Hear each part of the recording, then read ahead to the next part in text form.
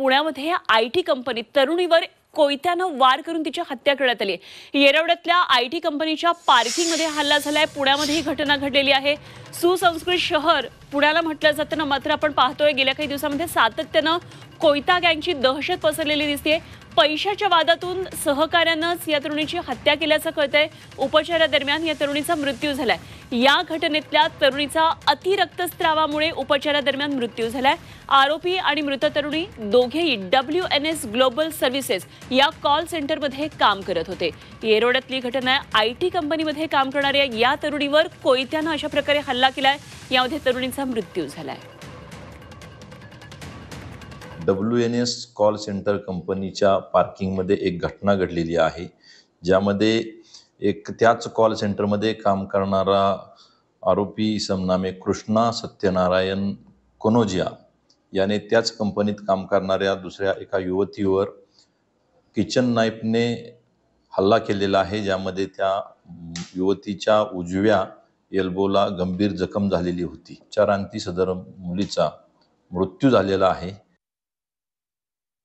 तर आपण पोलिसांची प्रतिक्रिया पाहिली आहे। आणखी सविस्तर तपशील जाणून घेऊया। आमचे प्रतिनिधी निलेश खरमरी सध्या पुण्यामधून माझ्याबरोबर जोडलेले जातात। निलेश, अत्यंत धक्कादायक घटना आहे। आयटी कंपनीमध्ये काम करणारी ही मुलगी आणि तिच्यावर अशा प्रकारे कोयत्यानं हल्ला केलेला आहे। काय नेमकं घडलंय काय? आणि निश्चितच या धक्कादायक घटनेमुळे पुण्यामध्ये एक प्रकारे भीतीचं पण वातावरण असेल।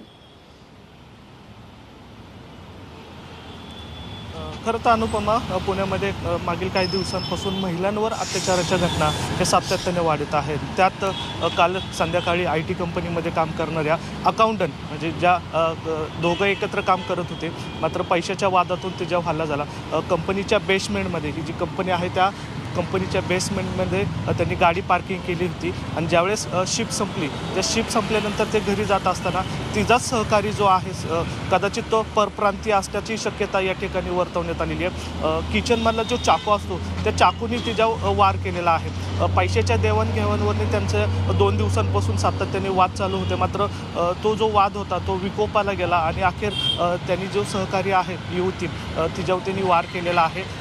23 वर्षीय ही युवती आहे आणि ज्यांनी हल्ला केलेला आहे तो साधारण 28 वर्षाचा तरुण आहे।